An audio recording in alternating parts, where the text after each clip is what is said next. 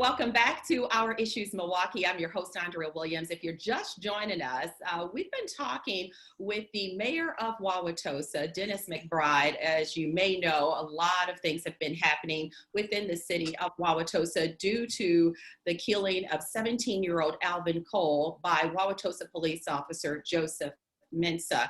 Mr. McBride, thank you for joining us again. I want to talk about the fate of Officer Mensah. He has killed 3 men, Alvin Cole, Jay Anderson Jr., and Antonio Gonzalez, in the 5 years that he has been on the force. And I should mention that Joseph Mensah is Black, and those men are Black and Hispanic. So the Wauwatosa Police and Fire Commission hired a former U.S. attorney to investigate. What was the result of that investigation? Well, that was Attorney Stephen Biskupik. He's, as you say, a former U.S. attorney. Interestingly, he's a Republican former U.S. attorney. So if people think that somehow he was a wild-eyed liberal or something, I don't think that's true. I haven't read his report. I understand it's 83 pages plus attachments, but I do know what the outcome was. His recommendation is to have Officer Mensah terminated from his employment for a variety of reasons. That report is here, and you're right. It's almost like a magazine. Right. There's a lot in there. And right. So we know that Wauwatosa Police Chief Barry Weber, he has made it clear that he believes that Mensah should not be fired based off of this investigation and the recommendations. But I'm interested in knowing, do you agree or disagree with Chief Weber? Well, I understand Chief Weber's point of view, but you know, his point of view, I think, is, well, Officer Mensah has been cleared 3 times, so why should he be fired? But the Common Council and I took a different tack. On July 14th, the council voted 14-1 to instruct the city administrator and the police chief to, quote, facilitate the transition of Officer Joseph Mensah from his employment at the Wauwatosa Police Department, close quote. You can see that I've said this a few times. I've got it memorized. I signed that resolution the following day. So what does that mean? A lot of people think it meant that we were instructing the Police and Fire Commission to fire Mensah, and that's not true, because the Police and Fire Commission have sole authority over hiring, firing, and disciplining police officers. What we were saying was, there's another approach that can be taken, which is that perhaps we can negotiate a departure from employment with Officer Mensah and his attorney. And we've been trying to do that ever since, and I'm not really at liberty to talk about the status of that, but it is not, again, it's not an instruction to the Police and Fire Commission. It's an instruction to the city administrator and police chief to work on that effort. And so it ultimately would result, if that worked, in a settlement outside of the Police and Fire Commission process. Interesting. So I should say, for those who may not know, you were a member of the Common Council in Wauwatosa for 10 years and served 2 terms as president. And correct me if I'm wrong, you received quite a bit of backlash from some of the members of the Common Council for not discussing your plans on handling the protests with them. Would that be correct? I received some backlash, not from all, but some. So do you feel that you should have had more dialogue with them, dealing with the situations that have been at hand? Well, as the city attorney explained on Tuesday night when this discussion was had, and by the way, the reason it was had, it was that under state law, once a mayor issues an emergency order of the sort that I did, it must come to the Common Council as soon as possible for the council to either approve, disapprove, or place on file the emergency declaration. So it came to the council. We wanted it discussed as soon as possible, and that was 2 days after, less than 2 days after the expiration of the curfew. So the dispute was, well, it says in the state statute that the mayor may issue an emergency declaration if he, on his own, if he can't discuss it with the Common Council first. And as the city attorney explained, on Tuesday night, October 6th, we had the strong opinion that the DA was likely to issue his decision the following day, but we still didn't know for sure. The DA was really holding his cards close to the vest. We did know from social media, not from the DA, that he was going to be meeting with the Cole family at 3 o'clock on October 7th. We also had strategic decisions to make, and the Common Council members who complained about this said we could have met in closed session, but under state law, as interpreted by our city attorney, we could not have met in closed session. So we would have had a discussion of police strategy prior to what could have been a catastrophic event in public the day before, which would have tipped our hand to any potential troublemakers. And we didn't have the option of going into closed session.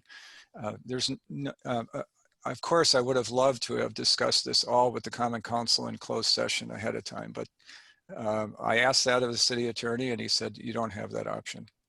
Understandable. So I wonder if we would be having this conversation had Wauwatosa police officers been wearing body cameras, because everything would have been documented, everything would have been there for everyone to see, and it would have stopped a lot of the them versus us mentality. So is it possible for you to tell us where the City of Tosa is on implementing a body camera program?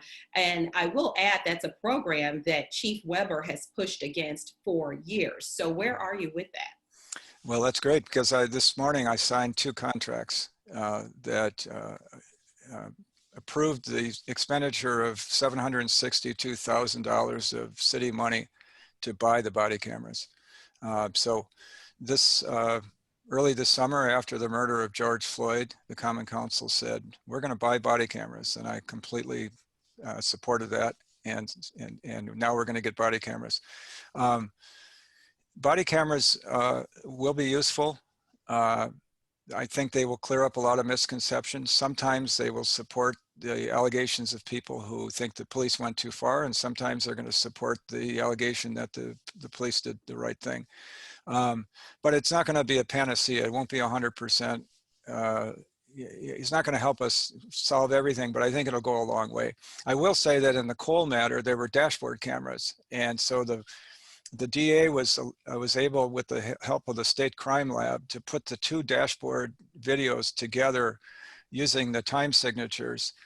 So there was one from the west and one from the east, and a lot of what is available, and the DA issued a video on YouTube, I think, and Facebook, where you can see a lot of video footage. So it isn't quite as up close and personal as a body camera, but there was a lot of footage as well. So the department's always had dashboard cameras, and the motorcycle officers have always had body cameras, but now every patrol officer will have a body camera. So that's, to me, a very positive development, an expensive development, but one that was long overdue.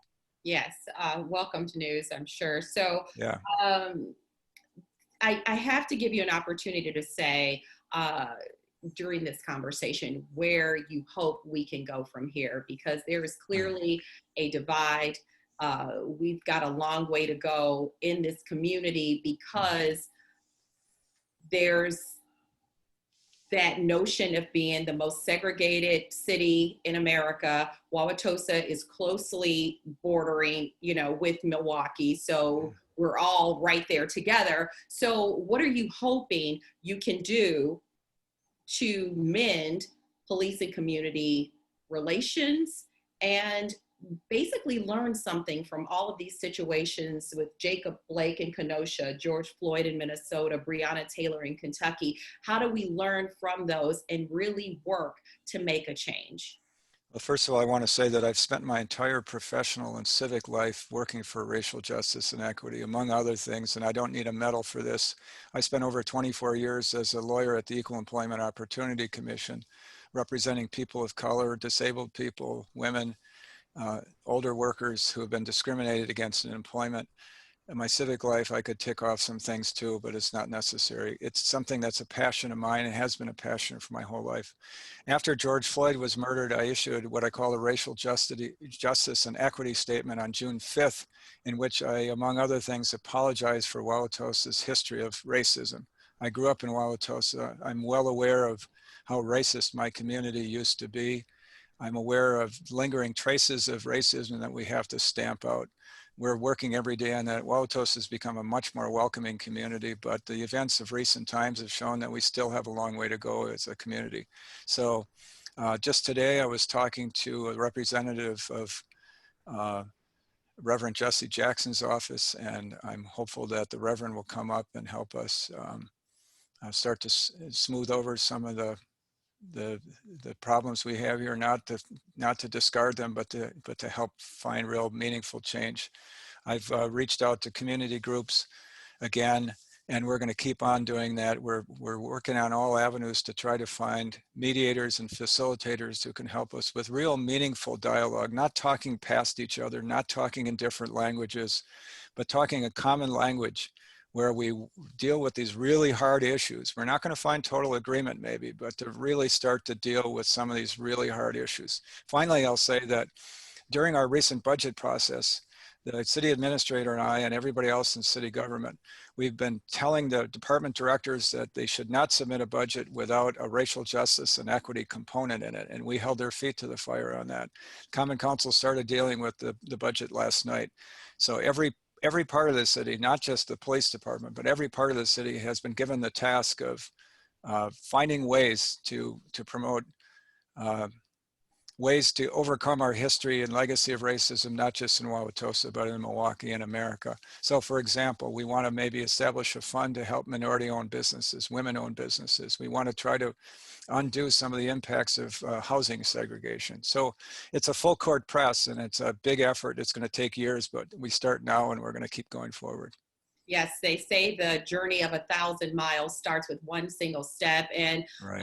I am hopeful that with all the things that have happened and with some of the dialogue that has taken place, that there will be more dialogue and more people open right. to see a better day. Because I think everyone watching will agree we cannot continue like this and say that we live in a world that is full of joy and harmony, because there's a lot of distress right now right. and a lot of trauma, and we've got to work together to get past it. That's for sure. Right. 2 nights ago, there was another clash between protesters and police, and I texted the city administrator that night, and I called him first thing in the morning, and I said, Jim, we can't go on this way. We've got to find a way to promote dialogue. We've got to find a better way forward. And we're working on that. And again, this afternoon, as soon as we get off this conference, and I certainly enjoyed talking with you, we have other discussions in place that we're going to try to work on too. So every day, allegedly I'm supposed to be a part-time mayor, but I've been working about 60 hours a week on these things. And it's my hometown. And Milwaukee is my hometown too. Yeah, well, we thank you so much for taking the time to join us today and discuss this very difficult subject matter. So anything we need to know in the future, you know where you can come. Thank you. Sure, thank you. Thank you so much for this opportunity. I really appreciate it. He is the mayor of Wauwatosa, Mr. Dennis McBride, and that is going to do it for today's show. I'm your host, Andrea Williams. As always, thank you for watching, and I hope you join us again next week as we take another look at our issues, Milwaukee.